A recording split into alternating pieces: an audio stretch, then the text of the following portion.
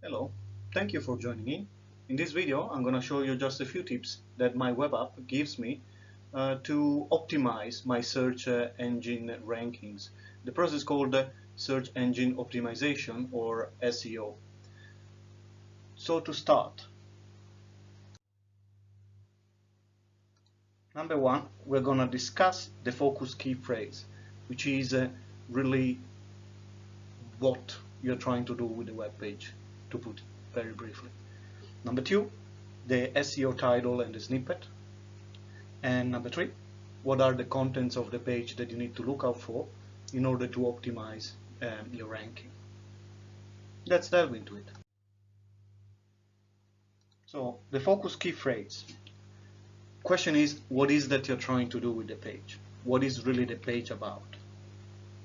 So this is an example of a snippet of a page of my website that I actually would like to improve, but I didn't really get much time to do that. So it's a to do in the future project, and you can see that it is like since March that this is to do.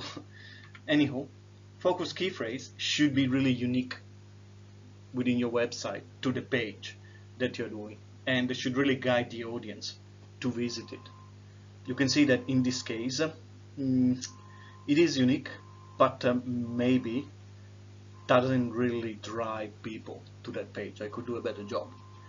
Now, what is the key message, or what product are you selling with your page? What do you expect people to search on Google or other search engines to find this page? I doubt that people would look for this description, but maybe, who knows. I did get a few in-website kind of visit to the page. Now, the slug. Slug is really what your address to the page kind of what ends with. In this case, is get started. So is not my key phrase, which would be fine-tune operation approach to market, is not really contained over there.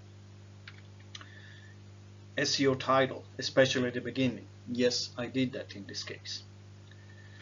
And then it should be contained in the snippets, and you can see that the keywords are all there. And then, and we will discuss this again in another slide, is really, it should be within the text, at least twice for a 300-word kind of text or page, of which at least once in the big headings or subheadings of the page, and at least once in the first paragraph of the page. That's because as soon as the person lands on the page, it must be clear what the page is about.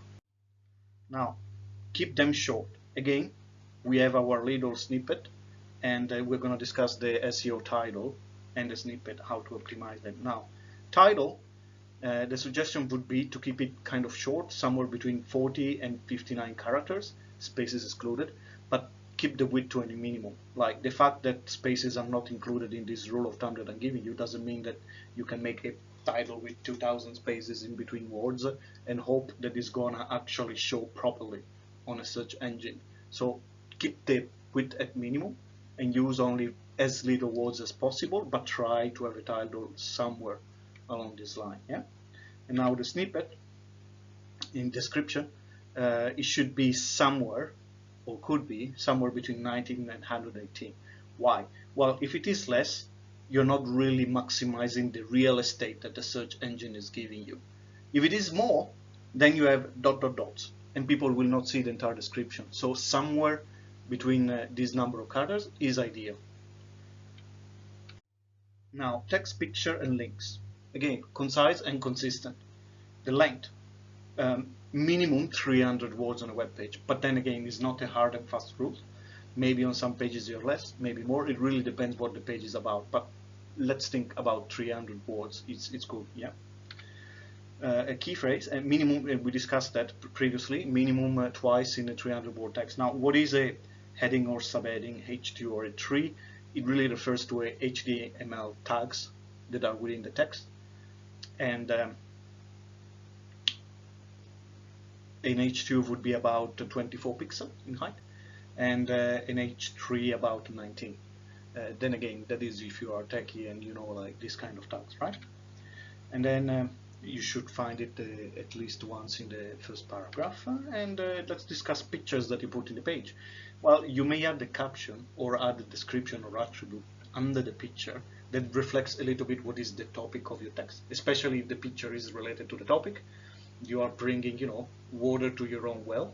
That is what you really want to do. You want to fine-tune everything that is in your web page to what is that the page is about. Links, you have inbound links that are kind of to other pages within your domain or website, and then outbound links, which are links to other websites. And then the wording in the text, use the active voice. So it's not like when a kid is caught doing something naughty and answer the mom, or mistakes have been made. No, I made a mistake, full stop, active voice. That is what you really want to do on every page of a website. And then you want to use transition words like and, then, therefore, hence, thus, and so on and so forth. You can look it up as much as possible to link the different sentences as paragraph.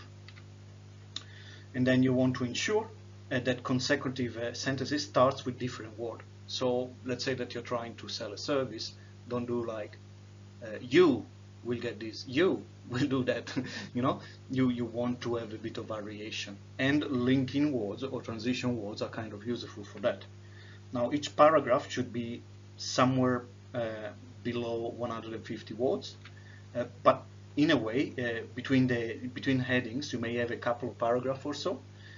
You really want it to be between one subheading and the other subheading a text length of about 250 to 300 words.